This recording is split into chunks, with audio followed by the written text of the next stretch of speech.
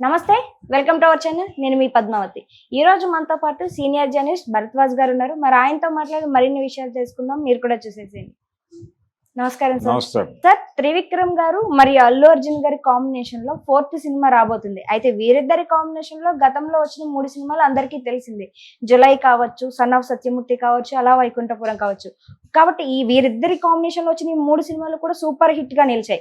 మరి రాబోతున్న 4వ సినిమాని మనం ఏ విధంగా ఊహించవచ్చు? మరి స్టోరీ ఏ విధంగా ఉంటుందని మనం ఒక ఎక్స్పెక్టేషన్ కి రావచ్చు అంటారు? అంటే ఈ మధ్య అల్లు అర్జున్ మార్కెట్ గతంలో లాగా లేదు కదమ్మా. ఇప్పుడు త్రివిక్రమ్ గతంలో సినిమాలు చేసినప్పుడు అతని మార్కెట్ లోకల్ మార్కెట్ గానే ఉండింది. ఏది అలవైకుంఠపురంలో సినిమా వచ్చినప్పుడు కూడా అల్లు అర్జున్ లోకల్ మార్కెట్.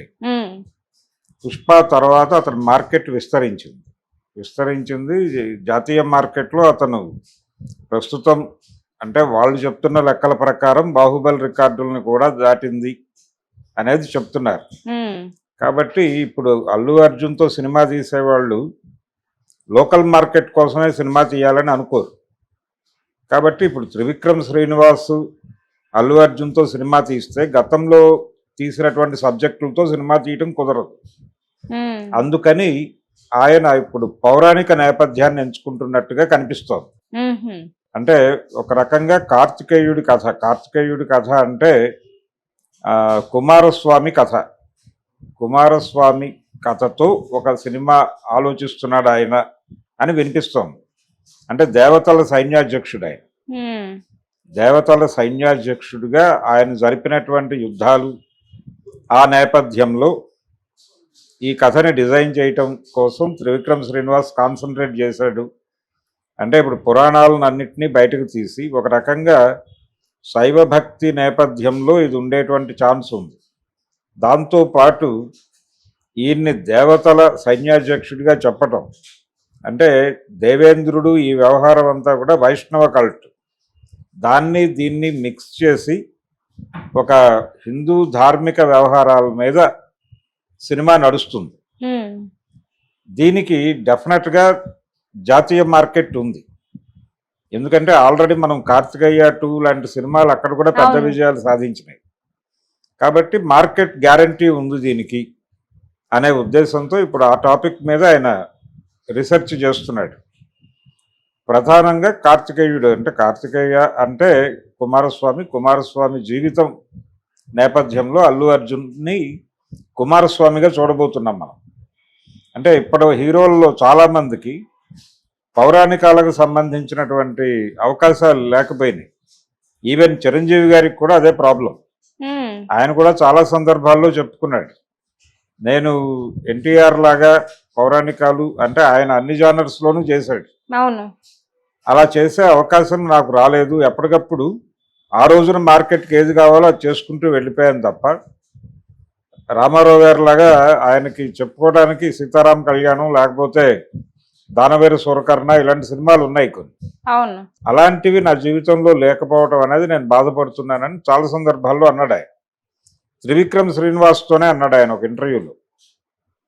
ఏది సైరా సినిమా టైంలో త్రివిక్రమ్ చిరంజీవిని ఇంటర్వ్యూ చేసినప్పుడు అందులో ఆయన అన్నాడు, కాస్ట్యూమ్ డ్రామా అనేది నేను చేయలేకపోయాను, ఆ అవకాశం నాకు రాలేదు అని. కానీ ఆయనకు ఒకసారి వచ్చింది అవకాశం, కానీ అది వర్కౌట్ అవ్వలేదు. ఆయనతో వీరార్జున అనే పేరుతో ఒక పౌరాణిక సినిమా చేద్దామని సుబ్బరామిరెడ్డి గారు అనుకున్నాడు. సుబ్బరామిరెడ్డి గారు ఓపెన్గా మీడియా ముందు అన్నాడు ఆ మాట. అది పేపర్లో వచ్చింది. అయితే స్ట్రైట్ రౌడీలో ఆయనతో అర్జునుడి గెటప్ వేయించారు. అది బాగుంది అనే అభిప్రాయం కూడా చాలామంది వ్యక్తం చేశారు. దాంతో వీరార్జున అనే టైటిల్ అనౌన్స్ చేశాడు ఆయన. కానీ ఆ ప్రాజెక్ట్ ముందుకు ఆగిపోయింది రకరకాల కారణాల చేత. అలా ఆయన పౌరాణికాలు చేయలేదు అనే ఒక బాధ, పెయిన్ ఉంది ఆయనకి. కాబట్టి ఇప్పుడు ఈ జనరేషన్లో అల్లు అర్జున్కి ఒక పౌరాణికం చేసే ఛాన్స్ దొరికేలాగా కనిపిస్తోంది. అంటే Trivikram Srinivas in detail work చేసి దాన్ని ప్రాపర్గా తీయగలిగితే ఒక మంచి పౌరాణిక సినిమాగానే చేయగలడు అతను. ఎందుకంటే తనకు కొంత ఆ ఏరియాలో చదివేటువంటి లక్షణం ఉంది, పరిశోధన చేసేటువంటి లక్షణం ఉంది. కాబట్టి ఒక బెటర్ సినిమా ఆర్గనైజ్ చేయగలడు అనే నమ్మకం అయితే జనాలకు ఉంది. ఆ నమ్మకాన్ని నిలబెట్టుకునేలాగా సినిమా ఉంటుందని అనుకుందాం. అల్లు అర్జున్కి ఒకవేళ అదే అయితే అదృష్టమే. అంటే ఈ జనరేషన్లో అలాంటి అవకాశం దొరికినటువంటి హీరో ప్రభాస్ ఒకడు కనిపిస్తున్నాడు. ప్రభాస్కి ఇప్పుడు కల్కి 2లో ఆయన్ని పూర్తి స్థాయి కర్ణుడిగా చూపించే అవకాశం ఉంది. కాబట్టి కర్ణుడి క్యారెక్టర్ చేయడంతో పాటు ఆయన ఇంతకుముందు ఆదిపురుషులో రాముడిగా కూడా కనిపించేశాడు. అవును. రాముడిగా కనిపించేశాడు. 2 పౌరాణిక పాత్రలు చేసిన తృప్తి అతనికి మిగులుతుంది. ఇది అంటే కర్ణుడిగా ఆల్రెడీ కృష్ణరాజు గారు చేసి మంచి పేరు సంపాదించుకున్నాడు గతంలో. కురుక్షేత్రంలో కర్ణుడు ఆయనే. ఆ సినిమాలో అందరి మీద విమర్శలు ఉన్నాయి, కానీ కృష్ణరాజు గారికి ఒక రకంగా ఆయన మీద బాగా చేశాడు అనేటువంటి అభిప్రాయమే అందరూ చెప్పారు. ఇప్పుడు అలా కర్ణుడిగా రాముడిగా 2 క్యారెక్టర్లు ఆల్రెడీ చేశాడు ఆయన. ఇప్పుడు ఇంకెవరున్నారు అంటే ఇప్పుడు వీళ్ళిద్దరి మధ్య పాన్ ఇండియా మార్కెట్లో ఒక పోటీ ఉంది, ప్రభాస్కి అల్లు అర్జున్కి. మిగిలిన హీరోలు ఉన్నారు, కానీ కంపారిటివ్గా ఇప్పుడు ప్రధానమైనటువంటి పోటీ ప్రభాస్ వర్సెస్ అల్లు అర్జునే నడుస్తోంది. అందుకని ఇప్పుడు ఈయన రియల్గా గనక కుమారస్వామి కథతో సినిమా సిన్సియర్గా కొంచెం ప్రాపర్గా డిజైన్ చేసి, అంటే పౌరాణికాలు చేసేటప్పుడు అపహాస్యం చేయకూడదు. అపహాస్యం చేయకుండా ప్రజల నమ్మకాల్లో, ప్రజల మనసుల్లో ఏ స్వరూపాలు అయితే ఎలా ఉన్నాయో, ఏ నమ్మకాల ఆధారంగా పాత్రలు ఉన్నాయో వాటికి అనుగుణమైనటువంటి చిత్రీకరణే ఉండాలి. ఇది మనకు ఆదిపురుష్ అనే సినిమా నేర్పించింది. ఆదిపురుష్లో ఆయన కొంచెం వేరే అటైర్లోకి తీసుకెళ్లే ప్రయత్నం చేసి దెబ్బతిన్నాడు డైరెక్టర్ ఓం రౌత్. అలాంటి తప్పు చేయకుండా ప్రాపర్గా గనక ఒక పౌరాణికం తీస్తే జనాలు ఆదరించడానికి సిద్ధంగానే ఉన్నారు. కనుక ఈసారి ఈ సినిమా ద్వారా తన మార్కెట్ కూడా పెరుగుతుంది. త్రివిక్రమ్ శ్రీనివాస్ మీద ఇప్పటి వరకు ఉన్న ఆరోపణ ఏంటంటే ఆయన లోకల్ మార్కెట్ని టార్గెట్ చేసి మంచి కథలు చెప్పగలడు. రెండోది, ఆయన తీసేటువంటి ప్రతి సినిమాకి ఏదో ఒక నవల పునాది ఉంటుంది. ఆయన చేసినటువంటి గుంటూరు కారం సినిమాకి కూడా కీర్తి కిరీటాలు అనేటువంటి అద్దనపూడి గారి నవల పునాది. అలా ఆయన చేసిన ప్రతి సినిమాకి ఏదో ఒక పాత నవల పునాదిగా ఉంటూ వస్తుంది. కాబట్టి ఇలాంటి కథలు బాగానే డిజైన్ చేస్తాడు ఆయన. పాన్ ఇండియా మార్కెట్కి ఈ కథలు ఎలా ఎక్కించగలడు అనే అభిప్రాయం చాలామందికి ఉంది. నిజానికి ఒక పని చేయొచ్చు, ఆయన లోకల్ ఇష్యూని గ్లోబల్ లెవెల్లో చెప్పడం అనేది ఒక ప్రోగ్రామ్ చేయొచ్చు.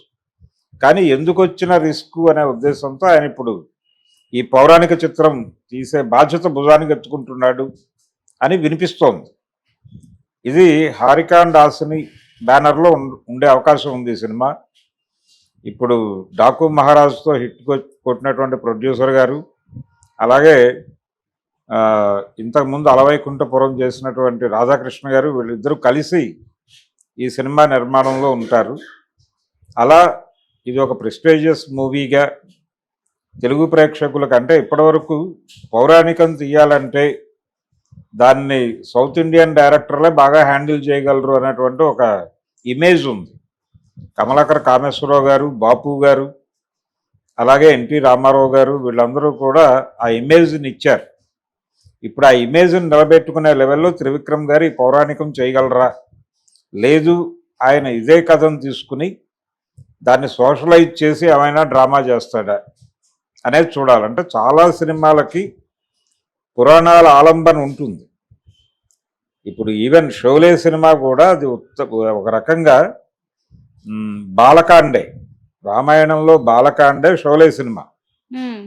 ఎలా అంటే విశ్వామిత్రుడు వచ్చి దశరథుడిని అడుగుతాడు, అయ్యా మీ 2 పిల్లల్ని పంపిస్తే అక్కడ మేము యాగం చేసుకుంటుంటే, మేము ఏదో యజ్ఞం చేసుకుంటుంటే అక్కడికి వచ్చి గొడవ చేస్తున్నారు వాళ్ళు, కాబట్టి వాళ్ళ నుంచి మమ్మల్ని కాపాడటానికి నువ్వు మీ 2 కొడుకుల్ని పంపిస్తాయి, వాళ్ళని వాడుకుని మేము అక్కడ యాగాలు అవి చేసుకోగలుగుతాం అని అడుగుతాడు. అడిగినప్పుడు రామలక్ష్మణుల్ని పంపిస్తాడు. ఈయన ముందు పంపించడం అంటాడు, ఫైనల్గా పంపిస్తాడు.